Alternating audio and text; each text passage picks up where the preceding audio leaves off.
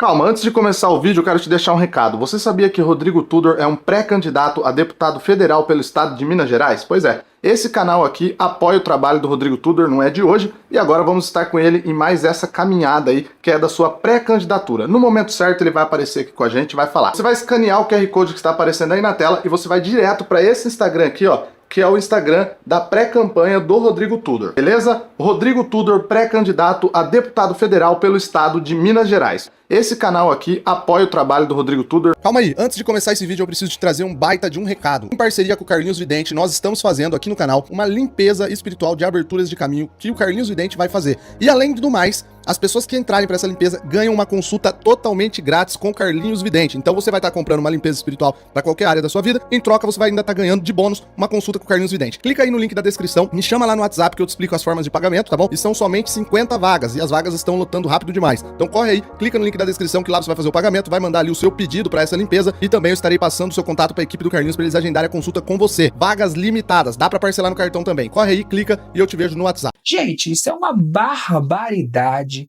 isso me choca. E a pessoa que é honesta, Fabrício, ela não se corrompe. Ainda tem projetos, ainda tem o que fazer. Falando francamente, a pessoa que não tiver um plano de saúde ou mesmo um dinheirinho para pagar particular, ela literalmente, eu falo, pega com Deus, porque Deus está na frente. Acreditem que há esperança e que há sim pessoas sérias. Muitas mulheres nos assistem criando filhos sozinhas. Como foi sua infância em BH, sendo criado por duas mulheres, a sua mãe e a sua avó? Olha, foi uma infância incrível, porque tanto a minha mãe quanto a minha avó sempre foram pessoas de muita força, sempre foram pessoas muito equilibradas. E esse equilíbrio me trouxe essa força para ser quem eu sou hoje, né? Então, só agradecimentos a elas. Essa força que eu tenho hoje de fazer as coisas acontecerem, de correr atrás, veio delas. Aos 7 anos, algo mudou em você e você passou a sentir coisas que as outras pessoas não viam. Qual a sua lembrança mais antiga do despertar dos seus dons? Na escola ainda eu estava num momento, como todo pré-adolescente, né, criança, vamos colocar assim, e eu comecei a ter visões com alunos, com coleguinhas meus da minha sala. E como sempre fui muito realista, verdadeiro, eu comecei a falar. Então você imagina um menino de 8 anos de idade falando, fazendo previsões, dando insights sobre a vida dos alunos, sobre a vida dos pais. Então isso gerou aí um transtorno muito grande. Hoje eu entendo que era literalmente uma loucura, né?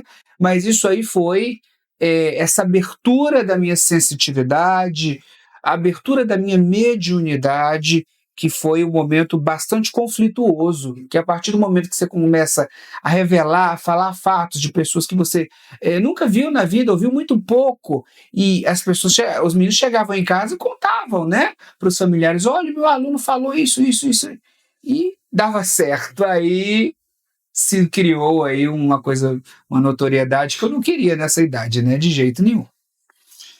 E a sua família, ela era uma família tradicional, mineira. Sim. A sua mãe, sua avó, de muita fé. Como foi a recepção que elas tiveram relativas a esses dons que apareceram? Importante mesmo falar, sou nascido em Belo Horizonte, né? Estou aqui a vida inteira. Eu acho que a energia daqui é muito forte. Sempre tive oportunidades para estar em outros lugares, estar em outros estados, né? Em outros países também, mas eu sempre amei Minas Gerais. Isso é de verdade. Quem me conhece sabe que é óbvio, né? Que propostas eu tive, muitas, enxurradas. E nessa época aí, a minha mãe e minha avó se assustou muito, né? Porque eu estava sendo criado com uma carreira já direcionada ao direito. A minha mãe é advogada, brilhante, e vem muito dela esse lado desse respeito pelos valores que eu realmente tenho. que eu realmente luto por isso, que eu não aceito esse tipo de injustiça que ocorre hoje em dia. Então, nessa época, um menino que estava já com uma carreira já praticamente idealizada para trabalhar com justiça, com lado jurídico, ser promotor, ser juiz, então quer dizer, ter essa virada e eu acabar caminhando para um lado espiritual, de receber milhares de pessoas, chocou muito, né? Chocou muito. Nessa época, inclusive, eu visitei psicólogos, entendeu-se que era um dom e não tinha o que fazer. Para as pessoas que te acompanham, como você explica a sua ligação, essa sensibilidade com o divino, né? Com Deus? Olha, é muito forte essa energia, porque o meu público, ele é de todas as religiões. Para você ter uma ideia, eu tenho pessoas evangélicas que me acompanham, eu tenho budistas que me acompanham, católicos que me acompanham. Então, eu sempre acreditei e acredito piamente que Deus é um só, sabe? Eu acho que independente da sua religião, Deus é um só. Ele tem as manifestações dele, né? Então, cada um com a sua crença, a qual a gente tem que respeitar. O Brasil é um estado laico, né? Então, acho que a gente tem que respeitar, combater as discriminações religiosas, mas a conexão é muito clara. Eu acho que Deus está em todo lugar. Se eu estou na minha casa acordando, é graças a Ele. Se eu estou na praia vendo o pôr do sol, é graças a Ele. Se eu estou né, acordando, respirando, é graças a Ele. É uma coisa, é uma conexão muito forte, é tudo. Eu acho que as pessoas precisam sim de acreditar que existe alguma coisa, que a gente não estaria aqui se não tivesse uma força muito maior. Essa força é Deus, né? Trazendo aqui para o lado do seu trabalho na Itatiaia, Sim. você trabalha lá há muitos anos, e você ouve histórias de muitas pessoas que mandam mensagens para você, né? Para ser, vamos dizer assim, um confidente do povo. Isso. E o que isso te ensinou sobre as dores das pessoas reais? É, verdade. E são muitos anos da Itatiaia, né?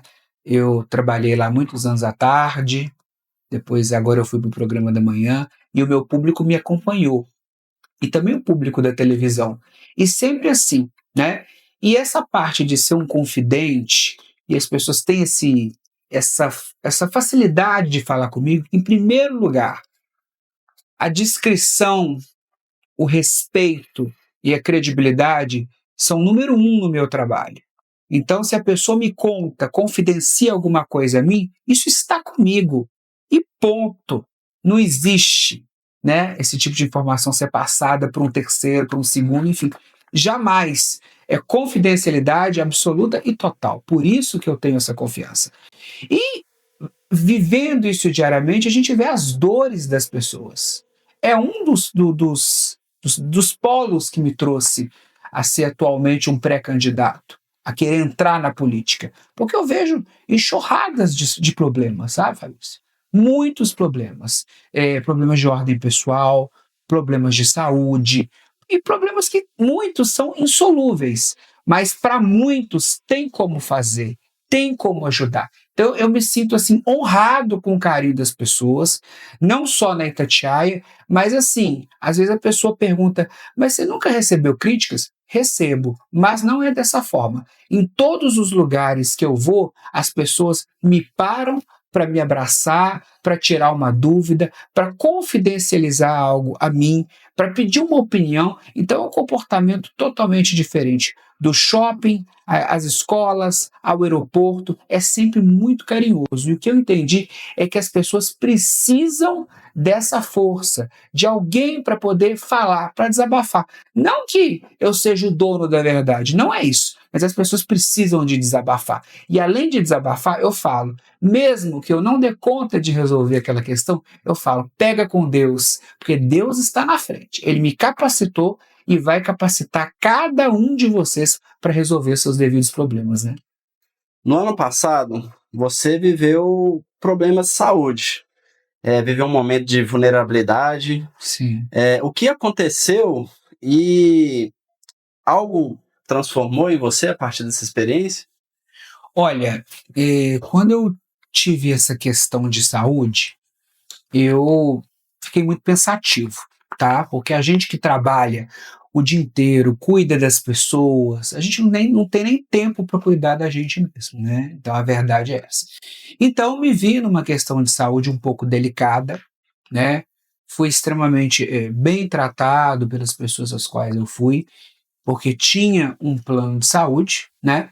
Mas aí eu vi a dificuldade, a dificuldade que é a marcação de um exame, a dificuldade que é conseguir realmente um médico que seja, vamos colocar assim, pontual naquela questão que você está vivendo, que seja assertivo.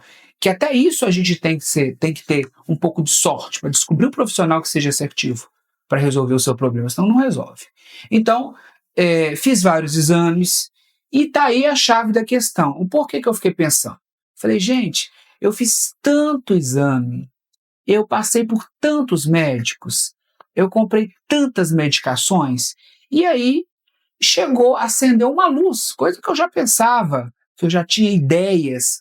Eu falei, gente, se está sendo essa dificuldade para mim, que tem um plano de saúde, vamos colocar assim, mais ou menos bom, imagina para quem não tem nada, né? Para quem não tem plano nenhum, para quem depende do SUS.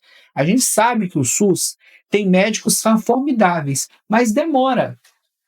Daí a minha pergunta: como que faz uma pessoa que está precisando de uma colonoscopia, que demora 6 meses pelo SUS, uma pessoa que está precisando de uma ressonância magnética, 6 meses? E tem relatos de clientes minhas que falaram que estão esperando há anos.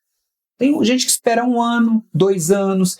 Então eu pensei, literalmente, falando francamente, a pessoa que não tiver um plano de saúde, ou mesmo um dinheirinho para pagar particular, ela literalmente morre, sabe? Então, eu consegui fazer o meu tratamento, tudo certinho, porque eu tinha um plano de saúde. Não estou aqui falando mal do SUS, mas demoraria se eu fosse pelo SUS. Então, eu comecei ainda mais me colocar de verdade. As pessoas sabem que eu não tenho necessidade nenhuma de mentir. Eu comecei a me colocar ainda mais no lugar das pessoas, do povo. E, inclusive, é bom emendar, falar o seguinte: a vida inteira, mesmo como astrólogo sensitivo, eu sempre encaminhei pedidos de cirurgias, exames, com pessoas muito queridas, para vários hospitais. Quem me conhece sabe. Então, a minha meta, a minha base, mesmo nunca trabalhando com política, foi sempre encaminhar para amigos, conhecidos políticos que ajudavam essas pessoas. Eu entendo que a saúde é a base principal de qualquer ação política. Principal e total. Nenhum dinheiro paga. É a saúde. Com essa experiência que você teve, né, o que te motiva a ajudar essas pessoas com o SUS, né, para que ninguém morra, como você falou, esperando um atendimento? Olha, amigo, eu acho, meu posicionamento é de quem está lá tem que agilizar as questões.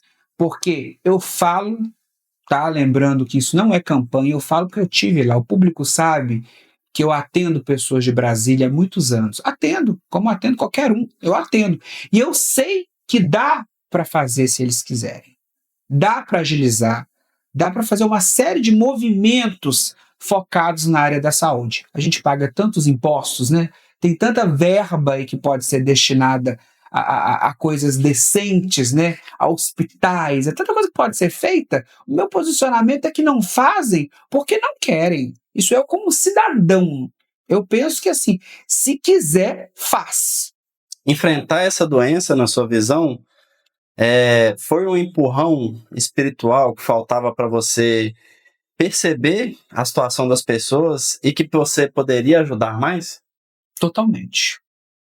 Totalmente. Que uma coisa é você ouvir, você ajudar, você opinar, e outra é você se ver naquela situação.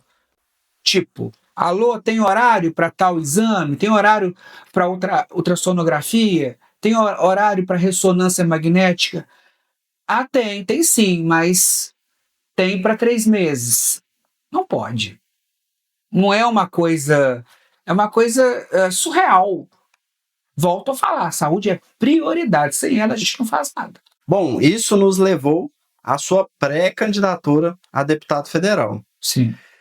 Você tem uma vida estável, tem reconhecimento, então por que entrar no meio da política? Olha, Fabrício, a minha conclusão é que a vida estável e o reconhecimento não vale nada. Não vale absolutamente nada se você não ajuda as pessoas. Não vale absolutamente nada. Todo mundo sabe que realmente eu não preciso, tanto um dos pontos que o político é muito mal visto, né? Você começa a falar da sua pré-candidatura, o pessoal já te olha até torto assim. E não é assim, né? Tem pessoas que eu costumo falar, ainda tem projetos, ainda tem o que fazer. Então eu penso exatamente nisso. Eu tive uma proposta ano passado de gravar para o Netflix, lá com sede em Nova York. Eu recusei. Eu falei, não é a minha vibe. A minha vibe, se até hoje são 30 anos trabalhando com o povo aqui, a minha vibe é Minas Gerais. É o que eu gosto de fazer. Eu gosto daqui. Então, você vê que não é uma coisa fake, igual outras pessoas se montam. Ah, não. O povo sabe que eu estou aqui há 30 anos e não é por falta de oportunidade. O meu diferencial é querer fazer realmente alguma coisa. E se, né, aí é com Deus e com o povo. Se lá na frente isso der certo, aí é outra história. Aí as pessoas vão ver realmente o que pode ser feito. Né? Quando pessoas da mídia se candidatam, é muito comum duvidarem da intenção. Para a dona de casa, para as pessoas normais que estão nos assistindo, como você defende a sua pré-candidatura contra quem diz que é só um famoso querendo voto? Não, a pessoa, eu entendo, mas eu acho que as pessoas têm que ter uma noção de fazer uma separação, vendo a vida de cada um. Eu, por exemplo, eu já tive inúmeras oportunidades, convites para divulgar bet, convites para tudo você imaginar. Não, eu não faço nada disso. O meu Instagram, até muito recentemente, era muito pouco usado. Eu uso ele para divulgar obras sociais, divulgar pedidos de ajuda. Então, quer dizer, óbvio que você ser uma pessoa conhecida traz vamos colocar assim, uma maior facilidade, mas não é vamos colocar assim, a chave da vitória. Simplesmente as pessoas sabem, olha, naquele ali ela pode confiar, porque se sobreviver a um meio tão pesado como esse nosso meio, que é o meio da comunicação, há tantos anos, igual eu trabalhei com a Sônia Abrão, eu trabalhei na Rede TV, eu trabalhei com inúmeros artistas, e você sobreviver de forma irretocável, eu acho que é algo que tem que ser levado em consideração. Porque eu nunca tive um processo, eu nunca tive uma reclamação, eu nunca me envolvi em nenhum tipo de escândalo. Então, quer dizer, eu sempre tive um comportamento extremamente ilibado, sabe? Então, o meu comportamento demonstra que não é só mais um famoso querendo voto. É uma coisa que vem da minha essência de querer fazer alguma coisa. E sendo bem sincero, ganharia mais se eu tivesse aceitado as minhas propostas internacionais de lançamento de carreira internacional, de Netflix, de tanta coisa. Falando um pouco da sua posição como cidadão, Claro. o que você pensa de muitas situações que estão acontecendo, de crimes hediondos, onde tem ataques entre familiares, e o que você pensa sobre isso? Olha, a gente vive um momento de horror, né? Eu, como filho único, que moro com a minha mãe, sempre cuidei das pessoas ao meu redor. Você vê casos, desde o ano passado a gente está vendo aqui, e pior, Minas Gerais, Belo Horizonte, Minas Gerais, está com esse pico. Filho matando mãe por causa de jogos de bet. O outro jogou a mulher de um penhasco. Veja que coisa surreal. E agora, recentemente, uma diarista, que não é uma diarista, com o perdão da palavra, é uma cretina, esfaqueou um casal de idosos com não sei quantas facadas. Gente, isso é uma barbaridade. Isso me choca. E eu fico pensando no seguinte: como que até hoje não existe uma questão mais intensa, que isso para mim são crimes hediondos, crimes macabros. A pessoa que faz uma coisa dessa, na minha opinião, tem que jogar na cadeia e jogar a chave fora. Por isso que eu gosto da tolerância zero que a gente tem nos Estados Unidos, que foi lançada pelo Rodolfo Giuliani lá em Nova York, que foi prefeito de Nova York, que é exatamente isso. Lá em Nova York, a criminalidade, pelas minhas leituras, diminuiu muito quando esse prefeito assumiu lá. Por quê? Porque colocou a tolerância zero. Então, essas pessoas que são desprovidas de qualquer amor à vida têm que irem sim presas. Um trabalho brilhante da Polícia Civil, mas é o que a Polícia Civil fala. Tem muitos amigos, falam, Rodrigo, a gente faz a nossa parte, mas entra no sistema carcerário e fica muito pouco tempo.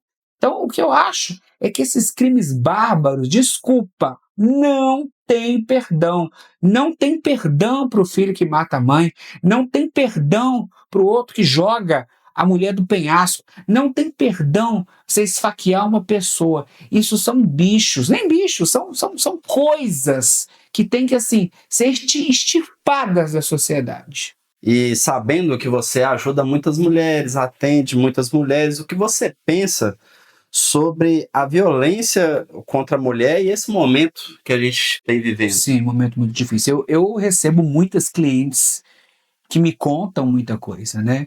E como eu te disse anteriormente, às vezes eu tenho vontade de eu mesmo denunciar, mas eu não posso, né? A lei que me rege também é a confidencialidade, não só a lei, o meu rigor também de ouvir e me calar. Mas eu sempre dou opinião. Se você está apanhando, se você está sendo ameaçada, denuncie. A mulher tem que denunciar. A mulher não pode viver esse tipo de situação. E você não acredita. Cada caso que eu já ouvi, não é falar que as pessoas acham que a violência, principalmente contra a mulher, acontece só em casos de famílias simples. É cada caso que você não acredita, de famílias empoderadas, de famílias de médicos, de famílias assim, de ótima condição social. Então, quer dizer, aí eu acho que tem que ampliar muita coisa, eu acho que tem que aumentar a pena, e assim, tem que ter essa rede de sustentabilidade que já existe pela Polícia Civil, mas tem que intensificar tudo isso, porque a mulher tem que conseguir fazer a denúncia e depois ela precisa de uma sustentabilidade, que muitas vezes ela denuncia, tem que sair de casa, ela vai viver de quê?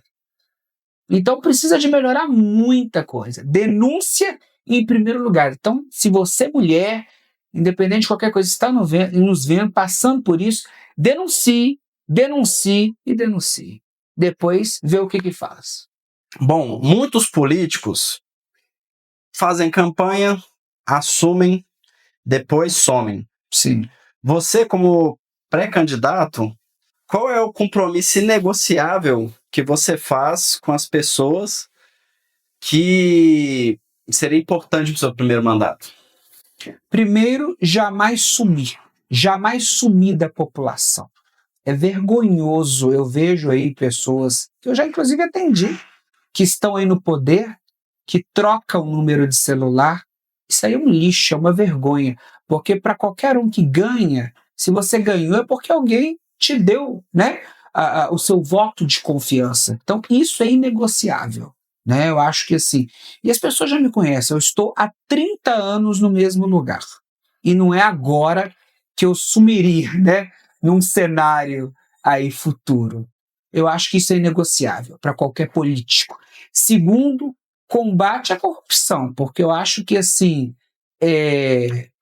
tudo isso aí, todo esse dinheiro que envolve, que as pessoas acham que as pessoas estão entrando na política por causa de dinheiro, não é isso. A gente sabe que tem lá muito roubo, mas eu acho que a pessoa tem que entrar para fazer a diferença. E a pessoa que é honesta, Fabrício, ela não se corrompe. Não adianta. A pessoa que ela é honesta, a minha visão de mundo, de pessoas que eu já atendi, de tudo que eu já passei, de tudo que eu já tive, a pessoa que é honesta, ela não se corrompe. Então, quer dizer, você nunca pode desabonar quem te apoiou. Então, qualquer possível mandato, qualquer coisa que vier, o povo está em primeiro, está em segundo, está em terceiro lugar. Não tem como. E total combate a esse tipo de corrupção. É não a corrupção. De verdade. É muito dito que a política tem uma energia muito pesada. Sim. Então, você teme que o ambiente de Brasília, que as movimentações políticas afetem de alguma forma a sua visão espiritual sobre o mundo? Olha, amigo, pesado mas eu costumo fazer uma parábola, um paralelo. Às vezes você vai numa boate, tá todo mundo ali bebendo. Eu falo, eu não bebo. Sinto muito, mas eu não bebo. Não bebo mesmo. Então, quer dizer, eu acho que tudo é a índole da pessoa. Então, se você está em qualquer lugar com o coração aberto, blindado, o mal não entra. Não entra mesmo. Com a fé, com Deus na frente, com as vibrações positivas, não é não. Então, eu não vejo nenhum problema com esse tipo de energia. Porque se você tá com a sua meta certinha do que você vai fazer, nada muda. Nada muda. E eu tenho, assim, se eu posso falar tranquilamente que é o meu direito de cidadão e é o meu pensamento. Eu penso assim, se porventura um dia eu chegar lá e eu ver que, de alguma forma, a coisa está tão contaminada, sabe o que eu faço? Eu peço para sair.